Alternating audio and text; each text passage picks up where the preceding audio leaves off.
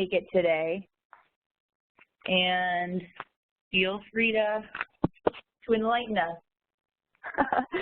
Okay, so we are recording now. Thank you all for having us here today. And as Candace and Andrea mentioned, I'm Elizabeth Shonigan. I'm our marketing manager on our marketing product team.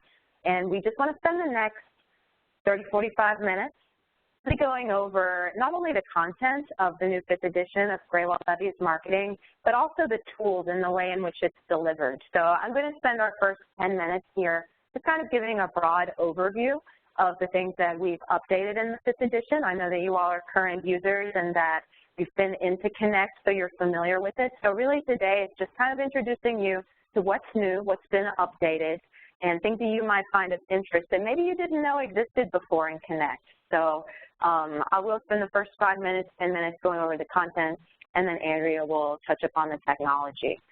But when we think about Graywall-M, and speaking with Candace and learning more about the program, and Kim, and having met you and knowing a little more about your student population, so you have a mixed bag of students, and you want something that's going to be comprehensive enough, but also something that's going to be accessible. And that's why I think you really chose the right program with Graywall-Levy, but in particular the M series, which is a more condensed version of our full book of Graywall, which contains an extra pricing chapter and goes a little more, in-depth on pricing, some extra end of chapter content, but that stuff is also available to you all in the instructor resources. So really, in that regard, you're not missing out on very much in terms of that extra end of chapter content. So it's value-based, not only because it's centered around customer value, which is, our overarching paradigm here in the 21st century, but it's also value-based because this is our most affordable price point. And just based on the conversation in the past 5 minutes, this is something that's really going to resonate well, not only with the faculty, but with the students too. So the way that we have changed our model in putting Connect first is to be able to offer students the best price at the highest value. So the Graywall series is actually less expensive by $35 over all of our other franchises, but not because it's lacking in any regard. And if you've gotten your 5th edition copy and you've been working with this title for years, you know that the language is accessible, but it's also very much research-based and very much rigorous in terms of its academic language.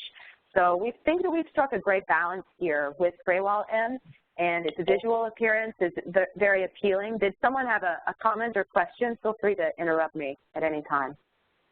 We're good so far. I'll let you know. All right, so, cool, so far so good. So it is also a digital favorite. I know that you all like to experiment with things, and I love that you're making available all the tools to students. So the ones that are invested in them can get in there and find that benefit. But Graywall, I don't know if you knew, was one of the first to bat with Connect back in the 90s. So we've been developing digital tools with this franchise for a very long time, and you'll see that reflected not only in the instructor resources, but also throughout the title as well. What you see here is a screenshot from the SmartBook, and so as you go through the 5th edition, just notice these call-out boxes, these tablets, and how they align the different activities that are within Connect. So whether you make these available just as practice, or if you want to pull in, for example, the social media click and drag and do that in class, students see the resources that are available to them, and they can go and access them. And so these are really tightly aligned all throughout the text. So Graywall really is kind of, if you're a digital savvy professor, this is the franchise that most of those folks gravitate toward. And since you've been using Graywall, you know about all of these features that are listed here. These are our individual feature boxes that are scattered throughout the text. So you can see they cover everything from marketing analytics down to adding value, and we can look at a few examples of those as well. So what's brand spanking new to the 5th edition, you will notice marketing analytics features that are throughout the text. Let me go ahead and give you a screenshot of those as well. So we're chunking this information and providing you these ready go-to resources all throughout the text. So as you flip through the chapter, if you want to discuss and go into quantitative aspects or analytics, you can just find these features and then roll these right directly into your classroom. But throughout, you will notice these new marketing analytics, which really engage students. They take the concepts and then they're engaging them with aspects of data. So really this one from Chapter 16, they're looking at IKEA's development strategy and how they're managing their in-store versus online channels. So everybody loves IKEA. You know, I made a special trip down to Atlanta when they opened just to go through and then to eat at that Swedish grocery store that's at the end. So, you know, not only, you know, so it's a great example, right? But these are things that kids love. IKEA is all the rage, finally making it to the U.S. So Ruth and Michael, the authors, they do a great job of really finding things that will appeal to people. So those features are new. You know, analytics are increasingly important, so we're pulling that throughout the text. You'll also find some new chapter cases. So Starbucks, Coca-Cola, in parentheses are the chapters in which they're located, Red Bull and Amazon. So things that students will relate to and things that are completely current and updated. You will also notice there is a visual. Go ahead. Are those are online, right? Are those like in instructor resources? Is that where those are? They're not in the book, is that right? There's two different ones. So these chapter cases that are listed here, these 4, those are in the book, and those are also assignable within Connect. So it's kind of like a full circle experience. The students will see them in the book, but then you can assign them in Connect and incentivize their engagement that way, whether you want to have them watch the video and answer the questions before class, or watch the video, come to class, do the questions after, however you want to slice and dice it, those are assignable. What is not assignable in Connect, where it says 8 new online cases, those are the cases that are new that you'll find in your instructor resources. So in addition to these that are interwoven through the chapter and assignable via Connect, all of those logos that you see at the bottom of the screen, those are new online cases. So these are ones you'll be able to find in the resources.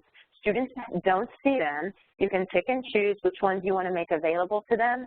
But just so you know, all of those have been updated. There's a Google Glass story, Volvo case, Pinkberry versus Red Mango, if you are into the yogurt wars. There's a new case about that as well. Yeah, good question.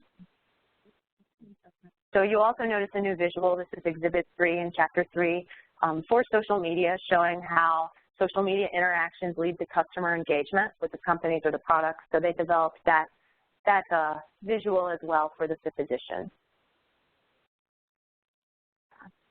So you're familiar with all of these, but just to highlight so you know, content-wise, there's a new social and mobile marketing box in Chapter 3.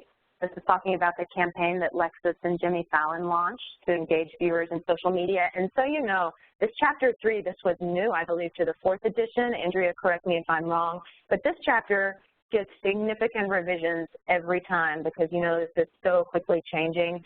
So just definitely pay attention and look at this Chapter 3 as you're going through your 5th edition. Lots of new updates as part of that. And then, of course, the adding value features. This is a new one in Chapter 9. It's talking about the value of catering and targeting baby boomers and some conflicting data that's come out around that. Makes for an interesting discussion. And then one final point here about ethics is that in contrast to some programs that might treat this as a separate chapter, they kind of silo ethics, which is a little amusing to me, right? You'll find that Graywall-Levy, they put this throughout the text. So these call-outs for ethical and societal dilemmas, these are going to be in every chapter, and so ethics is interwoven throughout each concept and each topic as opposed to being treated separately. So that's one difference between this and some of the other really, really big titles like our Karen title or some of the competitors, their Cadillacs, as I call them, the best titles that they have to offer. Oftentimes you'll find these separated. So I like that they keep them together. So this one is a new one talking about iBeacon and other technologies for smartphone location and the ethics that's tied in with that. All right, and I would be remiss if I did not mention our author blog, because this is really how we're maintaining that currency and the relevancy. Now, Kim, Christine, are you all accessing the blog? Have you ever seen the blog here? I've seen it a few times, and every time I look at it, I say, oh, this is great. I should look at it more often, but I don't regularly look at it. Yeah, exactly. No, I hear you there. So just to let you know, this is awesome. So they just updated one on Tuesday, and you can see the frequency with which it's updated. But this is how we're bridging the gap between editions, especially for a discipline like marketing that's changing like every, like Well, it's different than it was 5 seconds ago, probably. So it's changing all the time. And so we're using the blog to really bridge that gap. But one thing that I wanted to point out was not only that all of the news and summaries are divided out by chapter, but you can also go to our newsletters page, and they put out a newsletter roughly every month. And this is so special because they put so much energy in it, and I'm not exactly sure that people know about it as they should. But you can see here, this is the newsletter, and this is this month. Look at how comprehensive, 16 pages. You know, they do this every month, and what they do is they scour the best of the best, and I love that they have everything hyperlinked here. It's divided out by chapter, but let's look at Wi-Fi-enabled shopping in the air. That has not yet sucked me in my travels this spring, but I think it's only a matter of time. You know, you'll eventually find something you like if you look in those catalogs. But so what you'll see here is that it's divided out by chapter, but then they also summarize it. So sometimes you'll see the full article, but then oftentimes you'll just see a summary that they've written. So it makes the transition in taking this material into the classroom a lot easier. You know, they've had so much experience teaching. What I love to are the discussion questions they come up with. So this is a really easy way to just find some new ready material to roll into class if you want to do something different. So encouraging you all to reach out and look at these. And also, if you want to reach out, we love guest bloggers. So Christine, Kim, if you have a topic of interest and you would like to be a guest blogger, let us know because we would love to have you. Okay. So let me transition back here. So before I hand it over to Andrea, who's getting ready to show you the Smart Book, I just wanted to make one final comment about how we're doing our revisions and just our approach overall as a learning science company. We're not doing things the same way that we did them 15, 20 years ago. So as we move forward together as partners, you're going to see us becoming more and more efficient. Now that our content has been turned digital, we're able to tag it not only to those AACSB standards, but learning objectives, and we have all of our content tagged in several different ways. So don't want to give away the secret sauce, but basically you can see here that we're really driving our revisions based on how students are answering and engaging with the Smart Book. So this is giving you an example of what we're looking at as we interact with our authors. And so with this 5th edition that you're looking at, things have been rewritten based on how students are interacting and engaging with Smart Book. What are they getting? What are they not? We can pinpoint the exact sentence now and go to the authors and say, hey, you know, something's not making sense. We need to make this more concise. We need to expand, et cetera. So we're doing business a whole different way, and we're able to optimize our content and be more efficient about the operations. So I just wanted you all to know that, how we're approaching it, and we're being very mindful, you know, about how we do that. It's pretty neat to me. So I'll pause here before I pass the ball over to Andrea and see if you have any questions. I can bring up a title comparison if you would like, but honestly, I feel that Graywall is very well situated for you in your program. You know, you've selected the M series, which, as I mentioned, is a condensed version of the full version, and unless you're going really, really in-depth on pricing, you really don't need this full version. Consequently, same with Karen Marketing. This is such a huge Cadillac of a program. I don't really feel that it fits your student population. And same for Peralt. Unless you're wanting to do a 4-piece focused program, really that's what it's best suited for. So I feel that you're landing really well here with Graywall Levy. And then consequently with Hunt Mello, I would position this more as a non-majors program. So if you have a very student success focused non-majors, want to appeal to the widest audience as possible, then I might say let's look at Hunt. But really, folks, I think you guys made the right decision to start with. So I feel confident that this is a good program for you, but I'm happy to answer any questions that you might have to that effect. I actually just wanted a little more information about Karen. So I don't know much about it, but I've heard good things. I thought the book was interesting. But are you saying that it's a little more advanced, or it's a little more expensive, or everything? all of the above. So yeah, you can see it has 22 chapters, which is more chapters than any professor.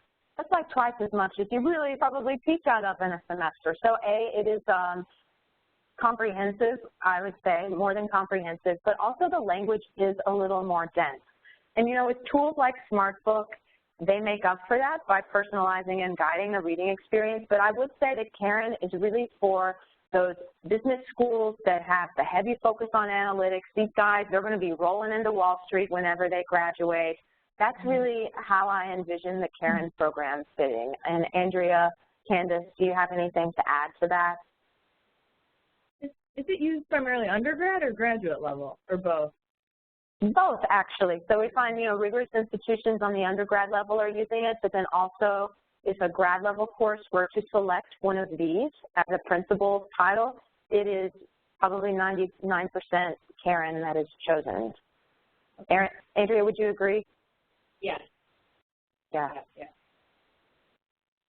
With Graywell, one thing that I always am looking for, but maybe I'm missing it or I don't know if it's there. There's not like a section, or I know there's not in the book, but other tools on like how to write a marketing plan, a guide, like sample tips, anything like that. There's nothing like that with Graywell, is there? I don't think so. Okay. Actually, there is, and I will send you that, Kim, and maybe it's not included in the appendix of the M version, but perhaps it is in the full version. Andrea, is that the case there with that marketing plan, to your knowledge? No, I have the full one in my office. I could actually look. It's not in this one, I know, because I've looked in it. Yeah, I'm going to pull it up right here. So I will send this over to you. If it's not included, then this is something that you can make available to your students. But this is an appendix that's in the full version at least. And it sounds like you would know, you've been using the book. So if it's not an appendix in the M version, then this is something I'm going to send to you all. So if you do a marketing plan, then they do it all in this nice little appendix format. So this is, let's see, 20 pages, and my PDF reader is getting ready to go kaput. That's why it's, but essentially I will send this to you all. And it does lay out the marketing plan, so the how-tos, it has a sample marketing plan, and it kind of breaks it down with call-outs to students. So yeah, absolutely, we'll send that over so you can make it available. Good, perfect. Yeah, because I do a marketing plan every semester, and I'm kind of always just pulling things together and teaching it my way, but I'd be interested in having another resource. Yeah. Oh yeah, absolutely, you can post that right to your LMS. Another thing that we're currently discussing internally as far as product development goes is creating a digital marketing plan, not in the sense that the system will read what the students are submitting, but to provide them with an outline and format for each part of the marketing plan, to give them some guidance on the front end. At one of the other marketing summits we did last month, a number of instructors were voicing concerns simply based on the fact that their students are getting confused about what part they might be responding to, and things aren't flowing appropriately. So the ask that we heard was just providing some guidance, like you're saying, and giving them the opportunity to submit it online or submit it as a whole, but giving them guidelines so they have direction would be really beneficial. So that's something that we're currently looking at developing. And in the meantime, one of the books I used to have, not in Cleveland State, was a book that was in marketing plan outline. Like all of the content was presented in the context of a marketing plan. And so if we had, and we can make it ourselves again, but I am interested also in seeing that just on the slide there.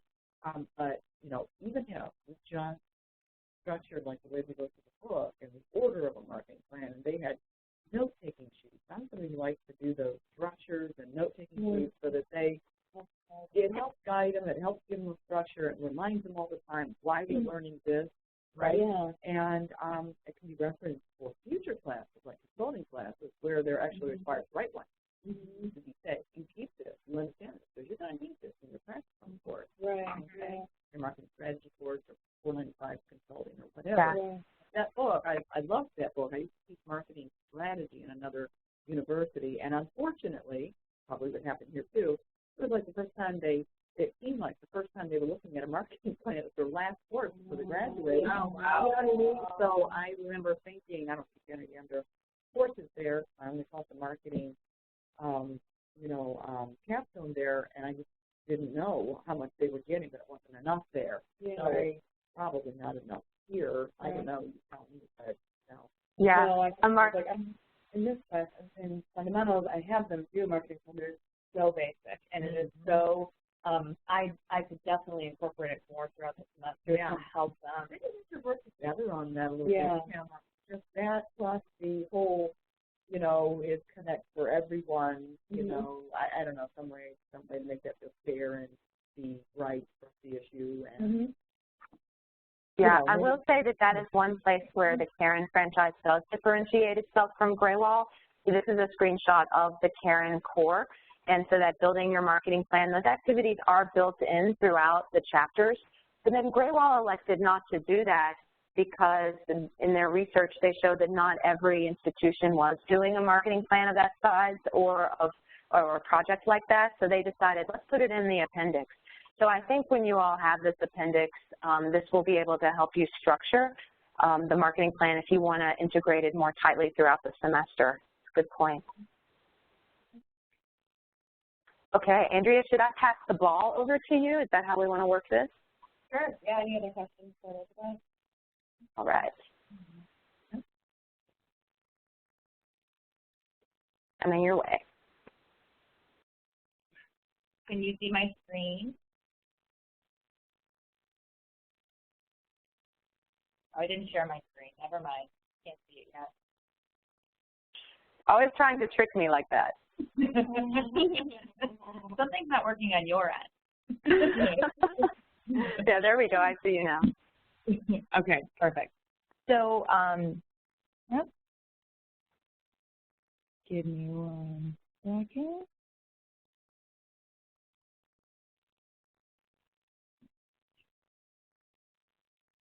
No.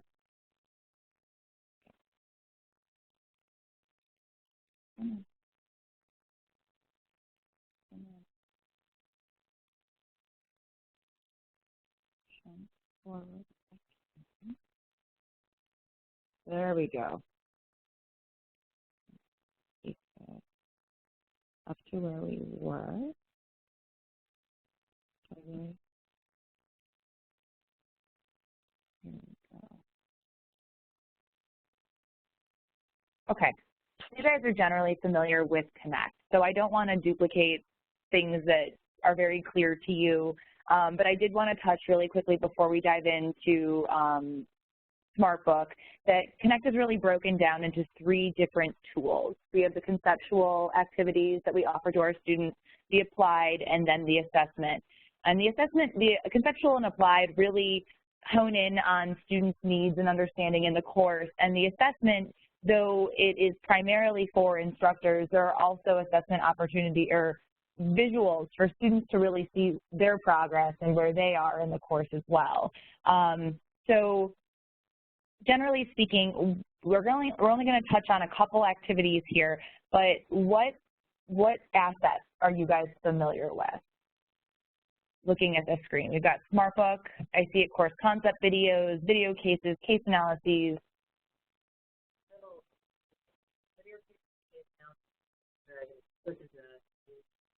Okay.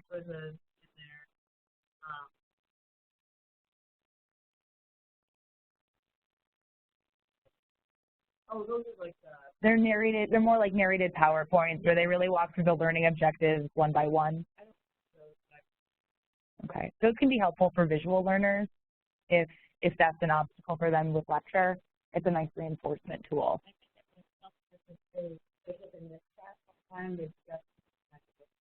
Yeah.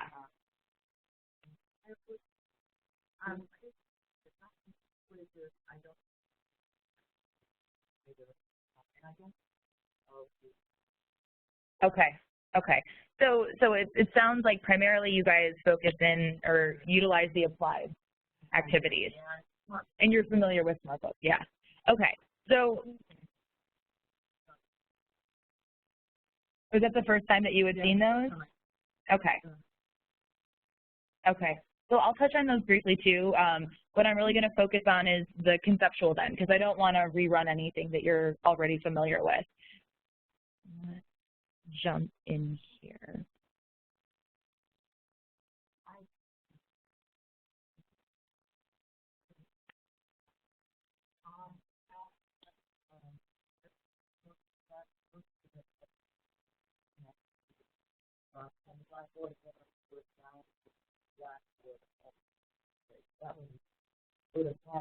all those they all that's in this.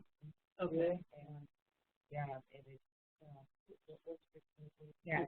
Yeah, and that's it.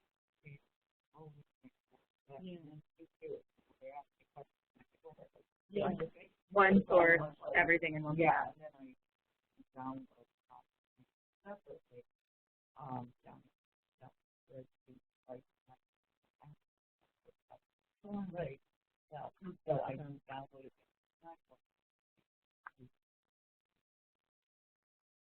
Yeah. Okay.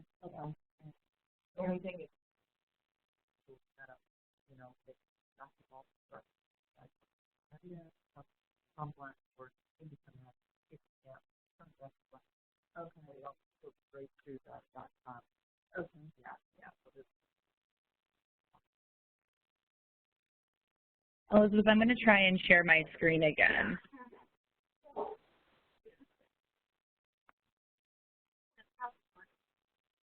Okay, that's good. Can you see SmartBook? I can, yeah. Okay, because on our screen, give me 1 second. On our screen, we cannot see SmartBook. That's interesting. I can see it on my personal computer, but I can't put it. It's not projecting for us. Give me 1 sec. Perhaps in the PowerPoint application, you could click swap display. Do you go back to your PowerPoint, perhaps? I closed the PowerPoint. Oh, you know what? It's showing screen 2, not screen 1. Now I know what's the problem. There you go. By default. Okay.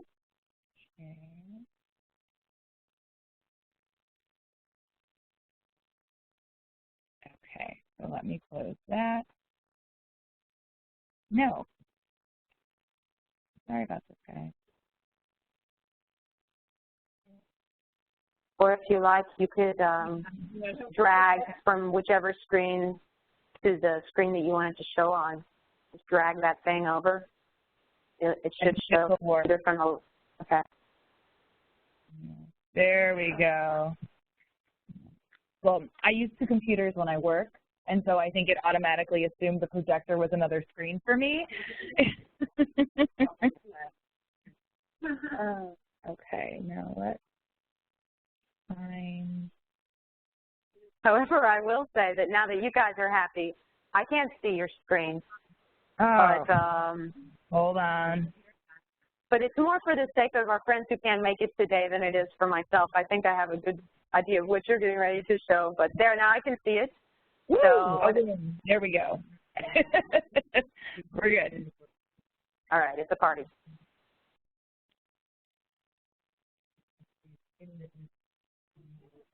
Oh, that's so exciting. Kim was able to help Donna's daughter, or Rhonda's daughter get an interview.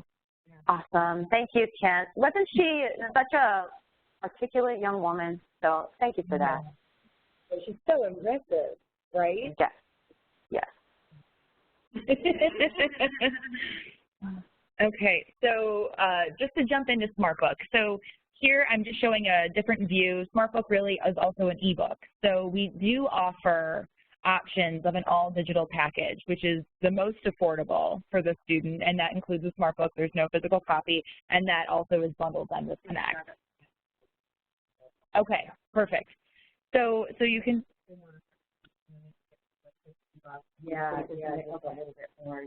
Yeah, and it's direct. Yeah, but it's direct to student. The shipping and I think it's included. That was my understanding. They're talking about with and how just want to see the trial and then you want to buy it. That's what they're talking about. They're not talking about it. Oh, okay, perfect. Another option we can do for you is we could do a direct to student link. Currently at Cleveland State, I don't think it's utilized, and I've just been talking with customers now that are changing systems. But if you'd like to, I don't know what the policy is with the bookstore, so you probably, I don't know. I don't want to tell you what to do, but we could set up a link where the net price students can buy directly from us, and they'll get the same price as the bookstore. And then they won't have to pay the bookstore markup for the book with Connect. They'll get a Connect code in their package. Obviously, what they do at Kent State, which does it in order to get around policies, they don't put it in a syllabus. They don't, they don't put it in any materials that's accessible to maybe the bookstore, but they'll send an email to students like, here's a link. So that's how Kent State does it, and I do have at least one professor in his does not have it, but in another department. I would recommend. I mean, you could. I don't know who did that. What is it? Whatever bookstore markup is. Oh, probably more? Oh, maybe yeah. It's usually about 30. At most bookstores. Yeah. Well, when you were using me with price, like whenever you send me pricing, what I've been left when I send it to the bookstore, I ask them how to sort of mark it up. Okay. I can see. Okay. So I'll take that. So that was. And I have the pricing in the works right now. So I'm gonna be kind of the college business and trying to find a way to. Yeah, and that's all. Yeah, I'm sure you're just talking about where I think I'm going to be involved in this whole thing. And so they're going to. I'm glad you told me because we're going to be talking about different options. I would think that. Okay. Yeah. I see workarounds like that. Yeah, I honestly don't know what the policy is. Well, the policy is there so that all the other books don't need a 50% markup. So turning around the bookstore is not the solution for it, as a whole. The problem is how momentum works through and it might not be at all, and now what? So it's kind of yeah, I honestly don't know what the policy is, especially if you go to new bookstores too. And not many of my schools have. I have mostly Barnes and Noble bookstores, if you guys don't. So I honestly. Okay. Still recording. Just kidding. Oh, yeah. Well, actually we are, but I am kidding. Anyway. Okay. I mean, I guess at the end of the day, the students have all kinds of options anyhow because they can log into Connect and do it that way. They can, they can, if they were taking the course that didn't have Connect or a competitor, they can rent things. You know what I mean? So the bookstore knows, like, Chegg is out there. They know there's other options, so I don't know. Yeah. I think just letting them know every option is available and kind of how. That's right. It's an option. That's more a sticky situation. It's stickier for us as a publisher with our relationship with the bookstore than it really is for the professors and their relationship with the bookstore. But essentially it does just come down to that's another option out there, and students are smart. They'll find the best one. Yeah. I mean, I went here to Cleveland State. Most recently I did some post-grad work here, and the old bookstore would beat any competitor by 10%. And believe me, I took advantage of that. And I always got ebooks, and then I didn't pay for any upgrades. I would share this too with the students looking for the best option. They don't mind black and white. They can go to the computer lab here. It's included in their cost for tuition to print out. I would print out a time, and they're allowed to do that to them. That's enough. I mean, because I was one of those savvy students, and I tried to get the best possible. I mean, that's what you need to do. Yeah, if you told me it's only yes, but yeah, the timing taking with regular decisions in these 2 weeks, you know what I mean? He said he wasn't sure if it was, and no one's contacted me yet, so I imagine it's on me.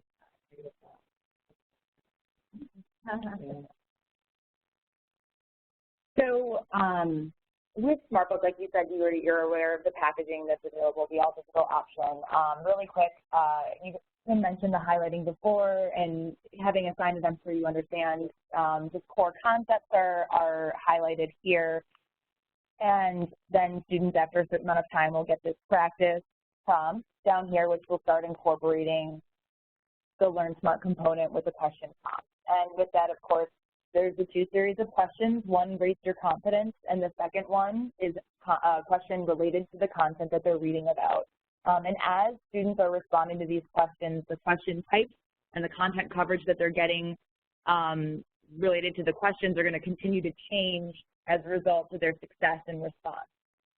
So each student's interaction with SmartBook is going to be different based on their knowledge level, and the beauty of this is that there's actually reporting functionality not only for you as the instructor to see how your entire class is doing and understanding particular concepts in the chapter you're covering, but students can also see their successes and understanding.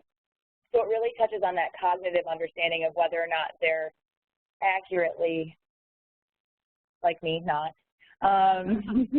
accurately understanding what they're reading about. So you said you have used this in class. Did you know about the two components? You know what, the only thing is that, you know, I tell them in the book, Mm-hmm. and then the little smart component is the one that I make optional. Okay. And I don't check on anything. Okay. And that they do. Okay. You know, for their own. For their own sake. Feel, yeah. Feel that helps them. Gotcha. Yeah, and this is the Learn Smart component. The unique part about Learn Smart is that, of course, it's adaptive in the sense that it's going to be changing the questions and challenging them, but it provides like an active reading environment. So the intent, of course, is to just get them to have an understanding, a baseline knowledge coming to class, having read the chapter. But with the Learn Smart piece here, they're being prompted to be engaged with the content that they're actually reading. They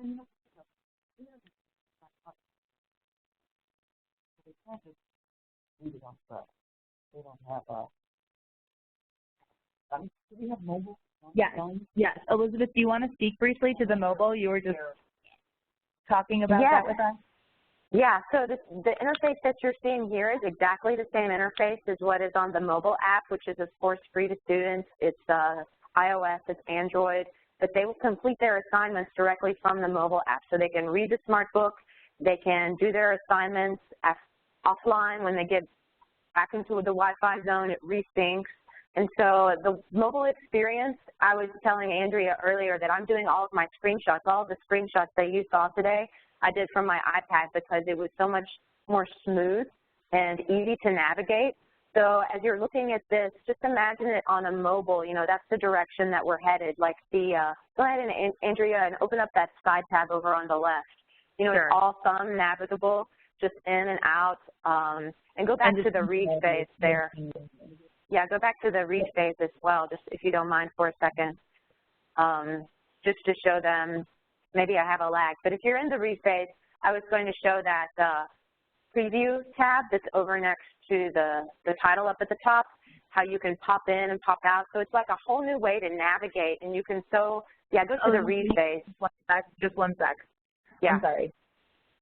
So the question was. Blackboard, I believe, from what I've heard from others, is that Blackboard is not as up-to-date on technology as Connected. I've heard that you can still read the Connect for Blackboard, but you might have some issues that you wouldn't typically just Can you repeat it, Andrea, since you're close to the phone? Basically, Elizabeth, because Blackboard is not as technologically advanced, could students run into problems if they're doing their assignment through Blackboard? Because I have yes, in fact. Yeah, Blackboard also has an app that I think is underutilized, but if you're using the Blackboard app, you can log right into your course via Blackboard, and when you select the SmartBook assignment, which you can embed in Blackboard, it will launch over into the SmartBook app. So it's a very native experience for the students. It's great, if that answers the question. Our app, so it takes them kind of out of Blackboard into our app. Okay, so then it will work on there. Okay. Yeah. But can they access Blackboard on their mobile? I've never done that. But there's an app. They can, yeah. You also download the app, too, because you can do your instructor stuff from the app. You should download it today. Christine's not interested. Yeah. It could be free, right? Do you know if the app's free, Elizabeth? Oh, yes. The Blackboard app is free. The SmartBook app is free. You just obviously won't have any SmartBooks if you haven't paid for the license. Yeah. But it will populate all of your SmartBooks, so that's kind of interesting. It's like a one-stop shop to complete your assignment. So Elizabeth wanted me to navigate to the, oh, not the TOC, sorry. Yeah, and then show that preview tab that's up to next to marketing in the upper left corner. That's Kara. Got it. Yes. So just to show you an example of how it's optimized, look at how nice it is, and scroll down there just to show the pages. So it's a very quick way to navigate, you know, and you think about how our experience with the static textbook and how, you know, we flip through the pages and use those visual indicators. We're able to replicate that same thing here on this interface, which is pretty neat. So swift navigation, I like it. All right, Andrea, back to you. Sure. And Kara, or not sorry, Kara, Candace just mentioned that there's also functionality as far as zooming in, zooming out to make sure that things fit appropriate on the mobile device as well. So here is safe practice. So once they do that part, they master a topic, maybe or something like that. Once then it changes color here. Is that the highlighting? Yes, the highlighting is going to change from yellow to green. So they'll be able to go through that book or that chapter and see what areas they're still having issue with. And SmartBook is really, or LearnSmart I should say, is going to continue to prompt them on those areas that they're struggling with. And after a certain series of questions, if they're not getting it, this little, this button down here is going to start to highlight that says read, which used to say practice when we were in the read phase, and say, I think it's time for you to go back and read just a little bit further before you continue to answer questions. 40 minutes. Sure. Experience, and they spend 20 minutes, you know, and then like then what then happens? There's no penalty. There's no penalty for SmartBook. I mean, It'll take them a longer amount of time. It'll take them a long time. So the 40 is just the average that we think. Correct. And generally, right. But if you've read the textbook and then you do correct. If you did not read it, then it might take you twice. Right, because it's continuing to prompt you on things that you don't yet know. I feel better about that 40 minutes because I was wondering, I'm not real sure what I'm giving them, but I just think if I set it too high, they won't do it at all. You know? And I did like because I was like trying to figure out how long it really took. You know what I mean? And so I did, and I went through it, and one that I for 30 minutes, I think I did in 12 minutes. You know, because I knew it was super easy for me. Yeah, it was, but you know, for them it would take longer. Yeah. This is the screen I wanted to show you, just because instructor races. So this is what I wanted to show you. This is what you guys are referring to as far as like content coverage here that you can take out, which will then, of course, decrease the amount of time that the student is going to be in there. And then over here is the slider, which is the slider bar with the time. So what you really can't see 100% because my screen is not fitting totally is that 60-some learning items are included in that. So those learning items are the LearnSmart questions. Okay.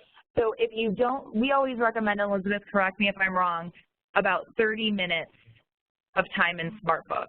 And you'll see here that that's about 40 questions. So in addition to the reading, they're going to be prompted with 40 different content-related questions. Okay, do it to 40. Sure. Just to help me. Context, you got it. 54, 53. And the average time, by the way, just to note, is the time for them to complete the questions, not the time that it's going to take them in the read phase as well. So when you do have it set at 40 minutes, that's pretty much 40 minutes of engaging with LearnSmart, and however long it takes them, you know, in the read phase to get into the text. So you have to account for that too. Yeah. Kim was explaining that the time here has to do with interacting with, you really want to read first before you start getting prompted with the questions, because that's going to prolong the amount of time it's going to take you in the system if you haven't yet read through the content. Yeah, and students are allowed the freedom to dive straight into the questions if they want. You know, like Andrea mentioned, it's not punitive and it wasn't designed to be because, you know, you think about it, this is essentially you're assigning all of those readings that you would have assigned or listed out on your syllabus. And you don't expect students to know them. So whether you come in knowing a lot, you know, and if you do, it's not going to take you as much time, which is awesome. But if you come in knowing nothing, then you're not going to be punished for it because, you know, that's the unique nature of this type of assignment and engaging with the textbook.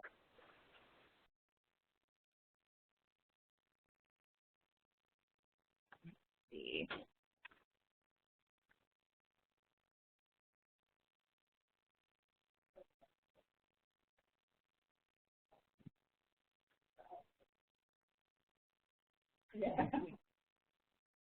So the other feature I'm not sure you guys are familiar with is the recharge feature, which really serves as like a custom study guide for every single student, because the content that they're going to be prompted with in here is going to be based on their responses to those Learn Smart questions themselves. So the system is adjusting whether or not a student is A, confident and is understanding the concept, or B, lacks the confidence and doesn't know. So we call that the incompetent, I'm going to say it right, is it the unconscious incompetent, where a student doesn't know what they don't know. So they're kind of going in circles. But recharge hones in on the areas that were most difficult for a student to learn and make sure that they're bringing them back into the fold when a student's going to start studying for an exam, so that they're focusing on the areas that they had the hardest time with to begin with. It depends on how they perform. Yeah, and that's not something you need to assign. That's something that the system is compiling for each chapter.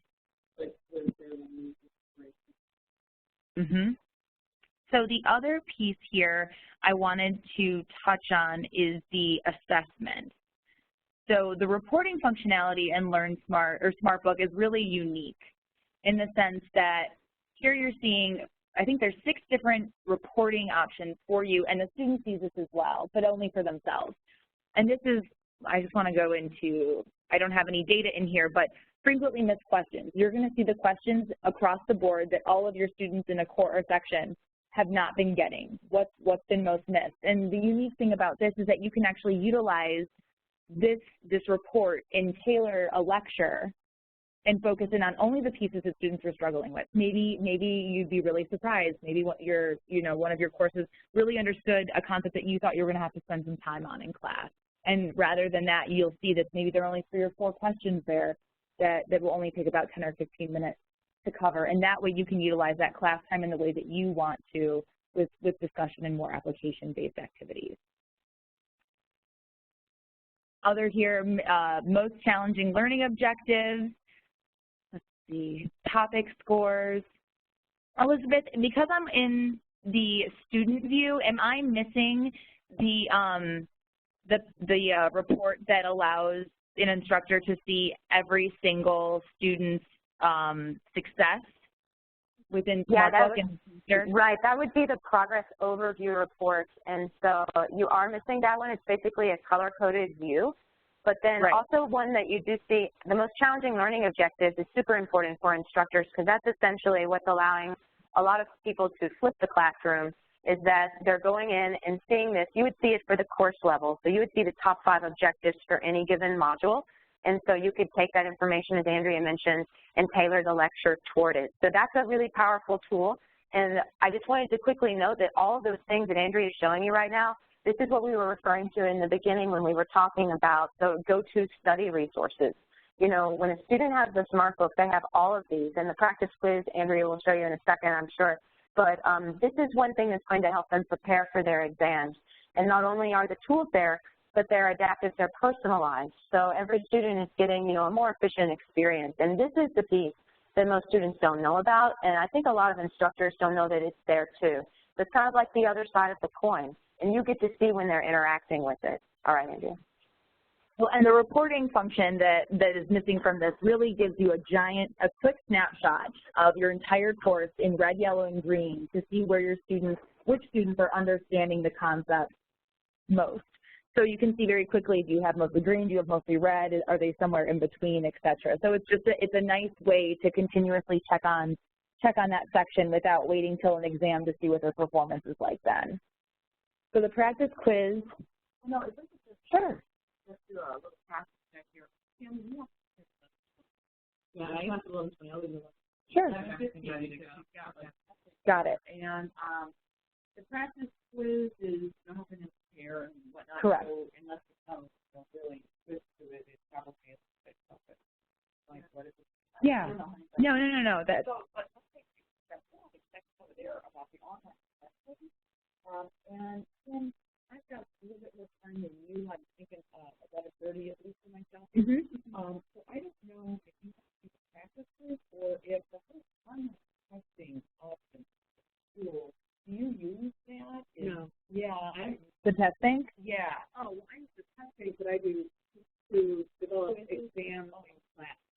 I give the exams in class. Is that what you mean? Like I don't give them. Yeah, right. It's not like the exams, you know, that you know, wait so much in them. Do you use their online? Do you use their tools for making it? Well, Easy Test, yeah, is definitely an option, but that's actually transitioning. Is that correct, Elizabeth? Yes, we're moving to TestGen, which is a third-party provider that's much more sound. And so we're transitioning our things over there. But yeah, so we have the TestGen, but then also that same test bank is here where Andrea is within Connect. And so you can just do it straight through here as well, and it embeds with Blackboard too. Okay. So I guess my question is the value of it. Is it like any other test generator and any other tool, or is there anything special about Connect? Or is this whole testing side of it more valuable? Yeah, it's more valuable. Sure. When I saw that there was testing in here, we got Facebook 2 years ago. They told me if I was doing exams in the classroom, I might as well just use Easy. I don't develop any tests through Connect. Okay. I don't know if there's a difference. I literally log into easytestonline.com. So one of the really interesting things is really beneficial for if you know the question types you want to be focusing on is that every single question that's in our test bank is tagged, and that it's tagged by AACSB, accessibility, Bloom, level of difficulty, topic, etc. So you can really filter down based on what areas you want to hone in on. Level of difficulty is there as well, and then also what type of question you want. So if you only want, you know, essay questions or 15 multiple choice, you're able to quickly drill down here and minimize the amount of questions to not overwhelm you. But this is to have them take it online, right? Correct. It's not in print, in other words, with each test. And correct. If I may, go ahead. Yeah, can you tell us what the difference is going to be between Easy Test and TestGen, you know, Elizabeth? Yeah, also to Andrea's point, I wanted to add that doing the test through Connect will enable you also to assign those video cases. If you're not concerned about just having, you know, a solely multiple choice or true-false test, you can also incorporate the video cases, the click and drags, all of those interactives into the mold as well. And that kind of, you know, jazzes up the test a little bit. So that makes those options available to you as well. But for TestGen, we will be an Easy Test. So if you all have been using Easy Test, then it will just be par for the course through this edition. But then as we transition into the 6th edition of the M series, we will be with TestGen, which is also the same person who does Pearson's actually test as well. So they're a very sound third-party provider. I don't know if you all have ever had any issues with Easy Test Online, but they were created, you know, in an era when a lot of these technologies didn't exist, and they've had a hard time keeping up, frankly. So we are transitioning our newer things to a better platform. Yeah, I used TestGen with Pearson a couple of years ago, and I actually had more fun with that than I did with Easy Test. But I'm sure they're evolving. I mean, I haven't used it right in a while. Easy Test is okay. It's just whenever I want to edit a question, it's complicated. It doesn't. Right, and so this will give you full functionality to edit questions. If you want to change answers, substitute company names, you can do that. And then it's also on the flip side with the reporting. So you'll be able to pull a report very easily that lines up the AACSB standards or learning outcomes. So it makes stuff like that very easy to do, basically. Okay. Will TestGen integrate with Connect too?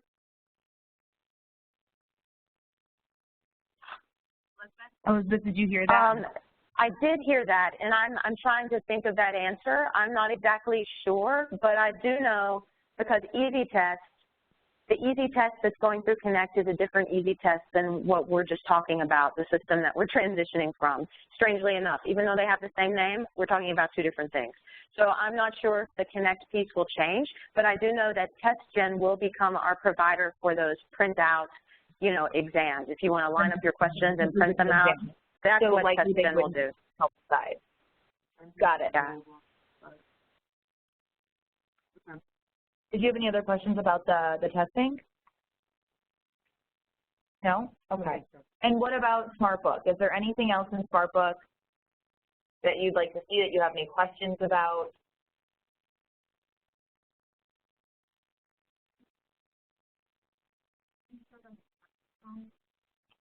I think, you know what, I'm in the, Elizabeth, I'm in the instructor side. It's a matter of not having any student data. Oh, okay. Okay, So I don't have the report, the active report.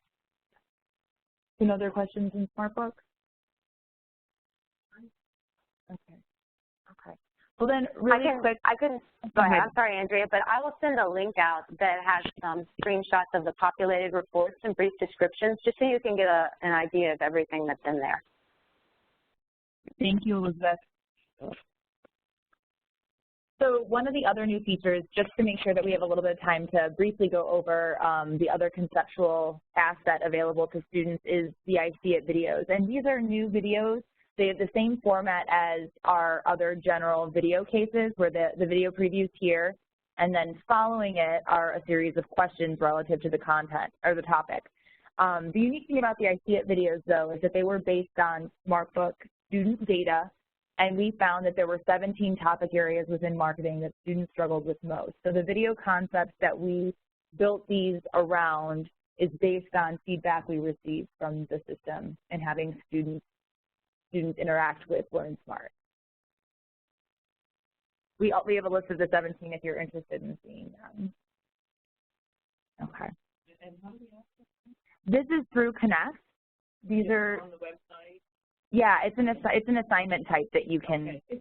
I think it's new, right? So yes, it's new to the tradition. But it'll be listed just like a regular video. Yes, just like a regular interactive. Okay. And actually, it's still called a video case because that's the asset type. But in the title of it, you'll see I See It, : and then whatever topic area that it is. And I don't want, like I said before, I don't want to rerun anything that you're familiar with, but we do have some other assets up. You're familiar with the drag and drop and incorporating that. We actually heard at our summit that some instructors like to utilize these as an in-class activity and have students call out where they feel that the different areas need to be dropped. It's just an interactive way of engaging students on a topic that you're covering in class. So it's obviously not for any points in that capacity, but it is a way to incorporate into your class time together. Whoop, come on. There we go. And then the other interactive that I had pulled up was a case analysis. You assign those ever? Okay. And then, of course, the case is above, and then following it is a series of questions relative to the scenario. And these are more application-based assessments. Is there anything else I can show you? Anything that you're interested in within Connect? Okay, sure.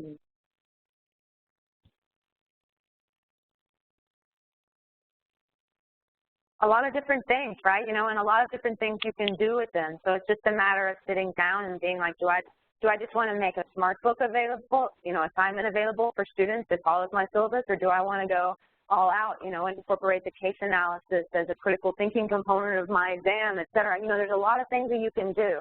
And Kim, I know that you're always kind of looking for the application piece. I know that we were talking about how you all will have the students find 2 ads for the same product and then get them to articulate, the different contexts there. And so, that really is something that you can do in class when you have the tools like this that are kind of reinforcing and doing the back-end work, like the conceptual piece and other items. So there's a lot of stuff. It's just a matter of what you want to do.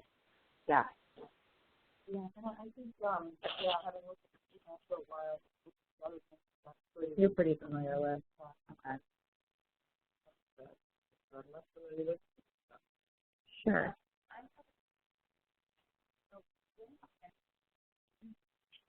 So I guess they're all you'll give me a price for the M-book, like the actual book. The M-book with Connect, and then also just a price for if they just did like online SmartBook plus. Well, I guess SmartBook. Okay. However you say it. Yeah. Yeah. So the combo, yeah, and I always don't talk to folks for Okay. That's cool. So would you want them to stock in the bookstore a card for just Connect Access, or are you just talking about? I don't. I'd rather just send them the link. Right, and it's the same thing. They can do it directly from the link, or they can have a card in the book, right? So what's the advantage of having a card in the book if a student only has like scholarships out or like financial aid? That might be an obstacle. Is that the same, right? Go up it or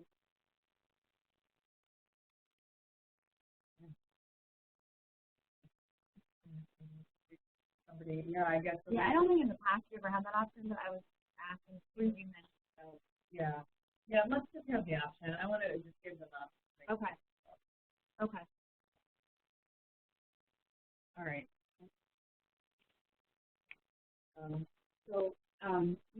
Yeah, and it's so nice to see you. Yeah. I know, nice to see you too. All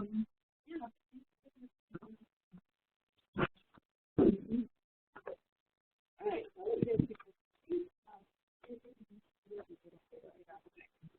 Oh, sorry, and before you leave, just I wanted to call your attention to these two documents on the right-hand side. So obviously you have me, which I'm the learning technology representative. For people that have more digital Connect training and more knowledge on that, there's Justin, who he can come out in person if you ever need him, or Drew's contact information we left here because he's kind of available to you whenever you want. He works in an office and he can answer via phone, via email. Implementation consultants are newer to the company, so I'm not sure how familiar. I know, I forget the adjunct's name, but earlier this semester she worked with Drew to help her set up her course. Maybe. She taught it was this class. She taught it for the first time. Yeah. What was her name? Zenobia. Maybe. You think I remember that. But anyhow, he's there even though you've been using Connect for a while, he can still help you with the new tools you're not familiar with. Yeah. And he's extremely helpful for adjuncts who have never taught the course. But he's very and he'll do web access. He can jump on it and navigate through and show them how exactly to assign things, adjust settings, points, etc. Okay. And Justin's going to come in person if you could give me a little bit of advance notice. I think it's students saying that they wish that the Connect support was 24/7, which we don't have, and they get themselves into situations and whatever. But other than that, you didn't know that from it's funny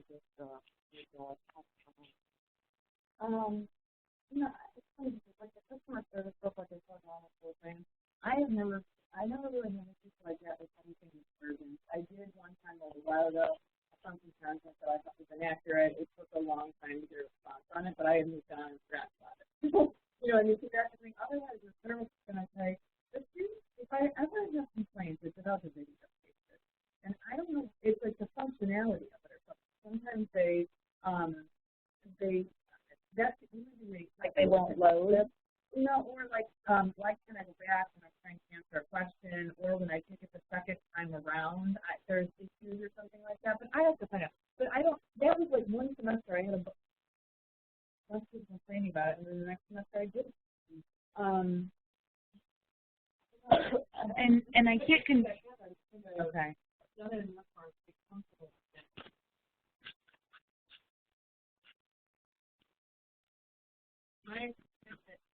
In the perfect world, I like everything to be a little more adaptable. When I first started using that, one of the things that startled me was like, say it was a change now, like that. I didn't have questions, so I was struggling to change it and content, customer service, stuff like that. And then finally, I realized it's too complicated.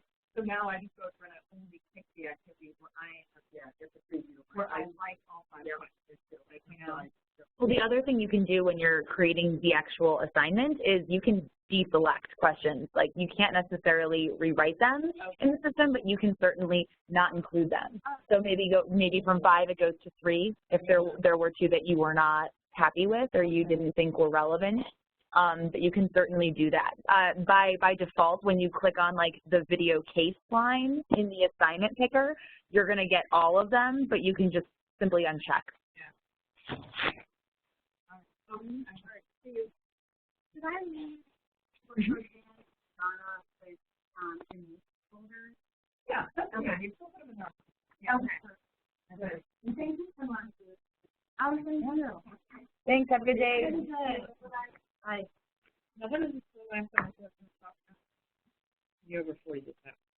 I said, the one next time we'll talk about Student feedback. Yeah.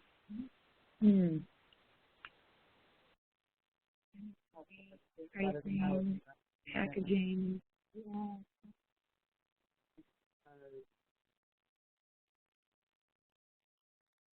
I thought it was the student. I wasn't sure if it was issues students have encountered or the support. You did bring up the tech support. Yeah, the 24/7. Yeah. Okay. There we go. 3 of us. We get there. I think that we're constantly trying to expand our tech support. I know that our hours have come a long way from the time that Connect first came to fruition. The same that I wanted to been here. You've only been here. Elizabeth? Sure, thanks. As far as tech support goes, we're continuing to try and expand that, right? So, yes, I don't know if you can see the slide. There's a slide that shows the hours of operation that we've looked at our data. And so you notice the Sunday, 12 p.m. to 2 a.m., and then Monday through Thursday, 8 a.m. to 4 a.m. That's been an accommodation recently made for students based on when they're, having the most activity. But also, we do have an expedited service line for faculty. And so Candace is actually able, if you have a student that has an issue, they can provide you the number that they get when they call customer service, and then Candace can expedite it. Same thing if you have an issue and you call customer service, be sure to get, my gosh, I can't remember what it's called. Candace, what is case number? The case number. Thank you. Yes. So they'll provide you a case number, even if you call, just for anything, you get a case number. So anytime you call them and they give you that case number, feel free to forward it over to Candace if you want expedited service, and she can run that straight up the chain. And so that's something that we provide for faculty if it's that imperative. And same thing for students. That's also how you can vet them through, because most of them say that they've called and obviously they spent 2 hours on the phone with tech support, but then they didn't do it. So that's something that you as a faculty member can say, hey, well, give me your case number and then let me get some expedited service. If this is such a big issue, give me your case number and I'm going to get you some help right now. So that's one way that we can, better facilitate the communication. If you ever need anything, please take advantage of that. And what's the hours of operation?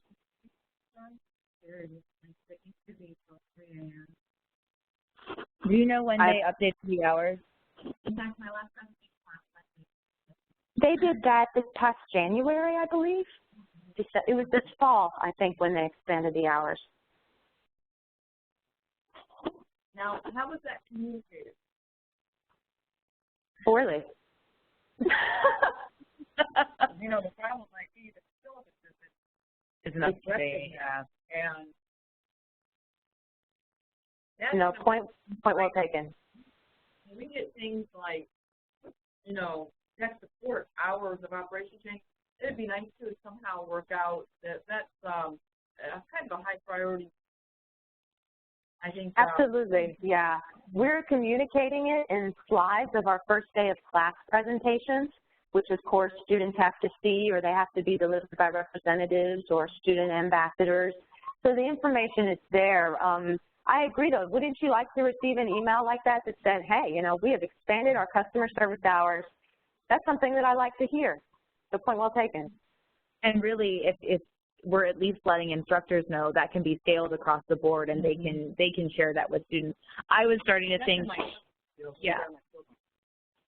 I was thinking that possibly, I wonder if we could get an update and Connect, because there are pop-up notifications when you log into the system, but I don't know how often students are actually reading those. So at least getting in updates to instructors would certainly provide at least a general notification to your courses. Was that Christine that suggested that? Yes. Christine, well, I'm planning, an email campaign this week, and I think that I need to sneak that in there as a little bit of content marketing. So thank you. I appreciate that. That's a good point. Did you have any other questions you wanted to ask? Okay. Okay. Can you bump back to the PowerPoint deck? Oh, I'm sorry. Isn't it me? Yeah. Oh no, you don't know. I'm sorry. While you're doing that, yeah. Do you have any answers for us when the students do complain about prices? Like, do we know how competitive are you? And you must know that information. Are you in the middle of the pack? Are you in the, there can be things that we say in the classroom for big truth, right? That will help them understand. I mean, we all understand the reasons for going the digital route. Sure. They understand that. They probably don't appreciate the grading help. Right. Teacher, but the interactivity they like that. They really do.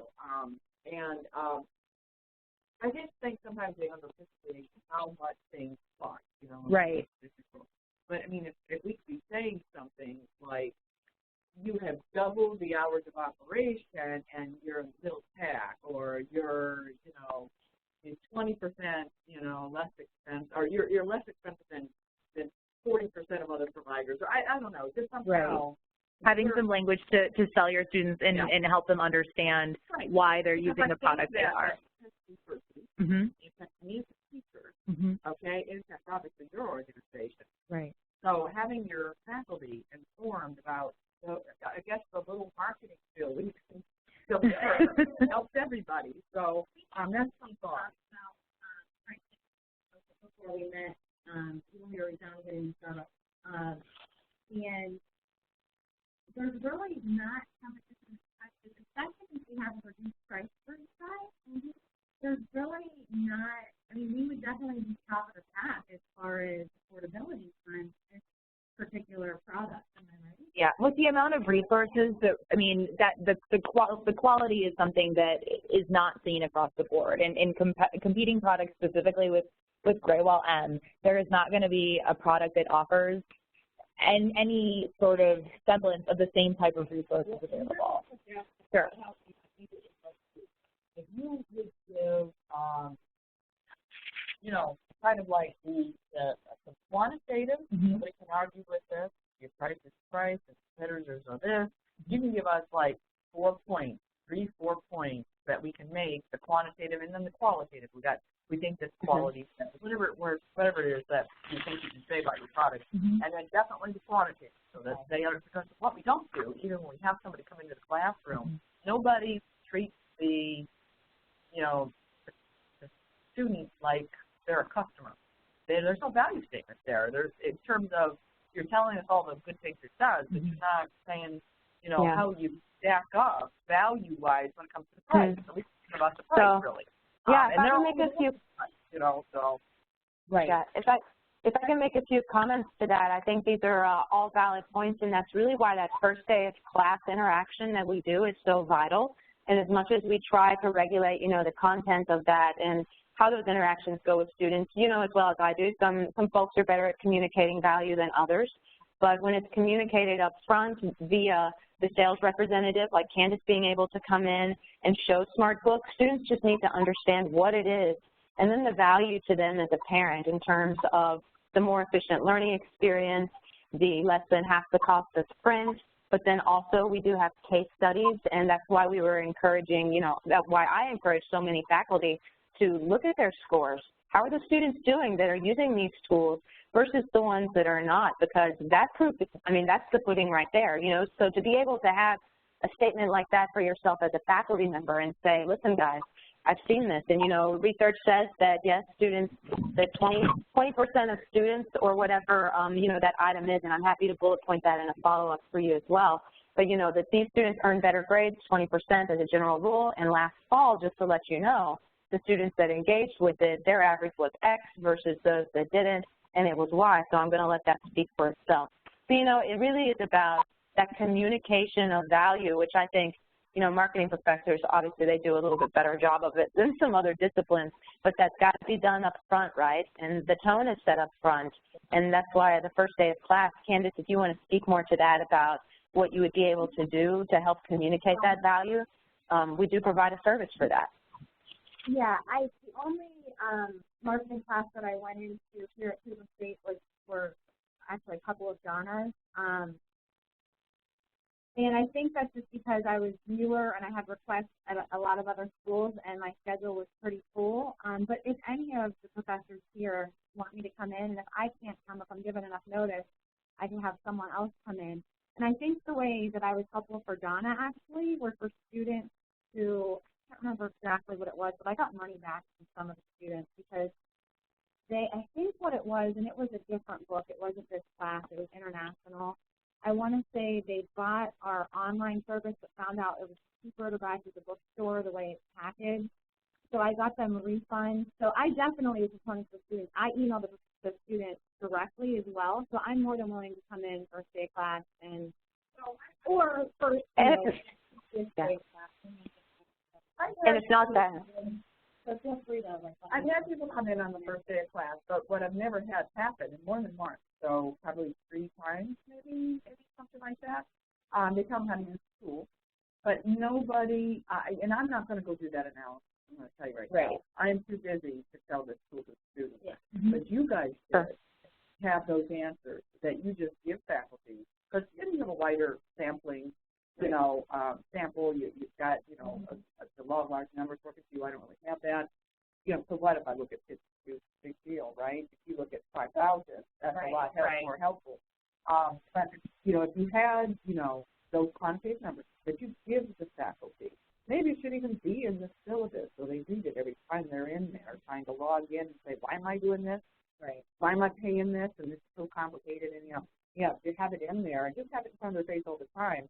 It'll help us, you know, it'll just make the medicine go down a little bit better. Right. Reinforce and remind. And actually, and I'm asking for comparative. You know, comparative, not just all the value we have here, but, you know, say if you've got unique things, nobody else in the business does it, you should say that so that they know that they're getting the best choice out there, you know. And anyway, that's what I'm saying. It would help us field those annoyed student issues, and I think it would be good for you to say that. It also gets us off to the faculty. I don't know the answer to those things. Why am I looking at the McGraw-Hill school instead of somebody else's online school? I mean, I don't know. I'm not saying, you know, it's your problem that I'm not or anything like that. I'm just saying probably would be a good way to sell that across the board. And it wouldn't be hard for you guys to come up here and have all that information. So I'm just saying. Just in one place. Yeah, put it in one place, package it up, give it to us as a little, you know, here's your 5, you know, marketing points. So why not? Right, yeah. And I think that was really helpful. Yeah. No, that's great feedback. Thank you. I mean, it provides insight, and it's not just your perspective, but a student's perspective. It sounds like you've gotten that question a lot. You know, and you guys remember, I go to these departmental meetings. There's a dozen instructors there, a dozen faculty members. Not all of them teach this. Right. And they're like, why are you doing that to students? Yeah. So it's not just, you know, we have to have an answer for that. Right. You know? Right. And, you know, because believe me, when they go complaining about all that, you know, they probably shouldn't use the classroom. Right. So if you can help us accurately, I mean, you can keep us accurate, you know, if things improve, not another good thing that we should say, we have to say it, but just, you know, make sure you're passing on that kind of stuff. And I just think it makes my job easier, it makes your job easier. It makes it, you know, easier for the students to accept and maybe even value. You know? Right. So, yeah. So anyway, thank you. No, that's great feedback. Yeah. Why hide it? We just need to lay it out. You know, there's no need to dance around it. I like it. We're great. No.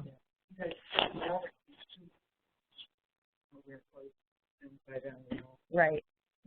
Hey guys, we good? Yeah, of course. Thank you for your time, Christine. Good.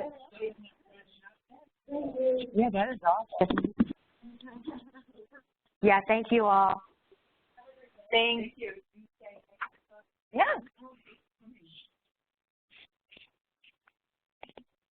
You can stop the recording, Elizabeth. I think we're good.